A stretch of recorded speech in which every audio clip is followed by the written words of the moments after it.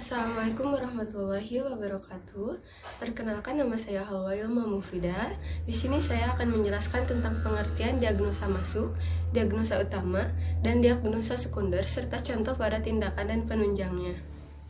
Yang pertama, diagnosa masuk. Diagnosa masuk adalah proses dalam bidang medis di mana seorang dokter atau tenaga medis lainnya mengidentifikasi penyakit atau kondisi kesehatan seseorang berdasarkan gejala, tanda-tanda, dan hasil pemeriksaan. Diagnosa masuk merupakan langkah awal untuk menentukan penyebab masalah kesehatan yang dihadapi pasien dan membantu dalam merencanakan perawatan yang tepat. Proses ini melibatkan pengumpulan informasi, observasi, serta analisis data medis guna membuat keputusan yang paling sesuai untuk mengatasi masalah kesehatan tersebut. Lalu ada langkah-langkah umum dalam proses diagnosa masuk yang melibatkan kombinasi antara informasi yang diberikan oleh pasien, hasil pemeriksaan fisik, dan hasil pemeriksaan tambahan. Ini merupakan langkah kritis dalam merawat pasien dan menentukan langkah selanjutnya dalam perawatan medis. Di sini saya akan membawakan kasus di mana seorang pasien merasakan nyeri dada. Ada seorang pria usia pertengahan yang bekerja sebagai manajer di sebuah perusahaan. Dia memiliki riwayat merokok dan jarang berolahraga. Dia juga memiliki riwayat hipertensi dalam keluarganya. Ada proses diagnosa masuk dalam kasus penyakit ini. Pertama, ada anamnesis. Pasien datang dengan keluhan nyeri dada yang tajam dan menjalar ke lengan kiri dan leher. Mungkin dokter akan menanyakan lebih lanjut mengenai lamanya nyeri, intensitasnya, faktor pemicu, serta gejala tambahan seperti sesak napas ataupun mual. Kedua, pemeriksaan fisik. Dokter akan melakukan pemeriksaan fisik, memeriksa tekanan darah, detak jantung, serta mendengarkan suara jantung dan paru-paru. Nyeri dada yang tajam dan tanda-tanda lainnya dapat memberikan petunjuk awal mengenai kemungkinan masalah jantung. Ketiga, pemeriksaan elektrokardiogram atau EKG dilakukan untuk memantau aktivitas listrik jantung pada pasien dengan infrak miokard. Perubahan karakteristik pada gelombang EKG dapat mengindikasikan adanya gangguan aliran darah ke otot jantung. Keempat, pemeriksaan enzim jantung. Mungkin akan diperiksa kadar enzim khusus yang dilepaskan ke dalam darah saat otot jantung mengalami kerusakan. Contohnya, pemeriksaan troponin dapat memberikan petunjuk mengenai sejauh mana kerusakan jantung.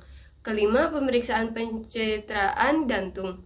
Jika diperlukan, dilakukan pemeriksaan pencitraan seperti CT scan atau MRI untuk melihat gambaran lebih jelas tentang aliran darah dan struktur jantung. Keenam, pemeriksaan koroner. Dokter dapat merencanakan angiografi koroner, di mana sebuah kateter dimasukkan ke dalam arteri koroner dan zat kontras disuntikan untuk melihat adanya penyumbatan. Ketujuh, diagnosa masuk. Setelah mengumpulkan informasi dari semua pemeriksaan di atas, dokter dapat membuat diagnosa masuk. Misalnya nyeri dada akut yang mencurigakan infrak miokard.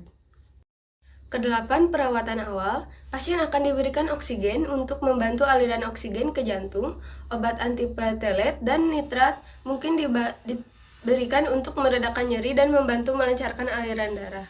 Kesembilan, perawatan lanjutan. Jika diagnosa terkonfirmasi, pasien dapat diberikan perawatan yang lebih lanjut, seperti pemberian obat-obatan trombolitik atau angioplasti untuk membengkak penyumbatan arteri koroner. Terakhir, pemantauan dan pengobatan tambahan. Pasien akan dipantau secara ketat di unit perawatan intensif atau ICU atau unit jantung selanjutnya. Lalu, kedua, diagnosa utama. Diagnosa utama adalah diagnosa medis yang ditegakkan sebagai penyebab utama suatu kondisi atau penyakit yang dialami oleh seseorang. Diagnosa ini merupakan dasar bagi pengobatan dan perawatan yang akan diberikan kepada pasien. Setelah melakukan proses diagnosa masuk, mungkin dokter akan menghasilkan diagnosa utama sebagai berikut.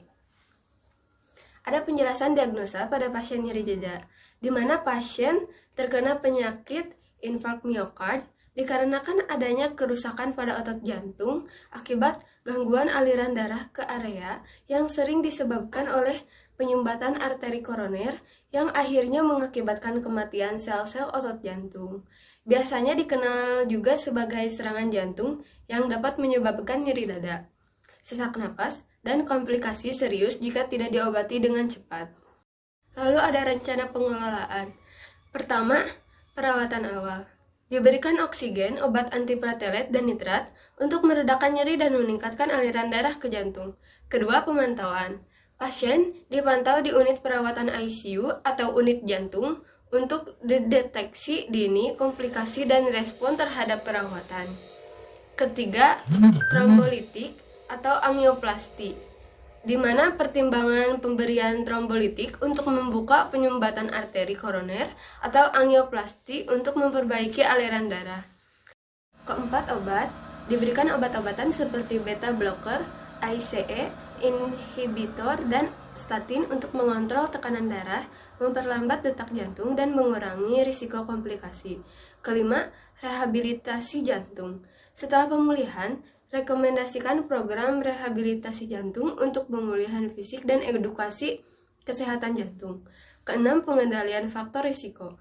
Berfokus pada pengaturan tekanan darah, kontrol diabetes, pengelolaan pola makan, dan mengurangi faktor risiko lainnya. Ketujuh, pendidikan pasien. Edukasi tentang pentingnya pengobatan perubahan gaya hidup dan pengelolaan jangka panjang untuk mencegah episode berulang.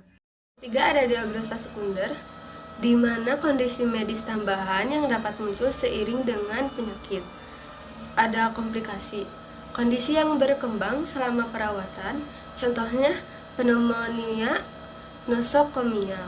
Lalu ada komorbiditas, di mana kondisi medis tambahan yang dimiliki pasien, contohnya diabetes pada pasien dengan hipertensi. Keempat, ada tindakan, di mana penyakit infark miokard meliputi pertama, pemasangan kateter jantung. Ini bisa merujuk pada angiografi koroner, di mana kateter dimasukkan ke arteri koroner untuk memeriksa adanya penyumbatan. Juga dapat merujuk pada pemasangan kateter balon atau angioplasti untuk membuka arteri yang tersumbat. Lalu terakhir ada pemberian obat antiplatelet. Obat antiplatelet seperti aspirin atau clopidogrel diberikan untuk mencegah pembentukan gumpalan darah yang dapat memperburuk penyumbatan arteri koroner. Ini membantu menjaga aliran darah ke otot jantung yang terkena. Terakhir, ada pemeriksaan penunjang yang bisa dilakukan pada penyakit infark miokard, yaitu EKG atau elektrokardiogram untuk melihat aktivitas jantung, kedua radiografi dada untuk melihat gambaran paru-paru, ketiga tes darah untuk melihat komponen darah, keempat ada CT scan kepala untuk mendeteksi masalah neurologis, dan terakhir ekokardiogram untuk memeriksa struktur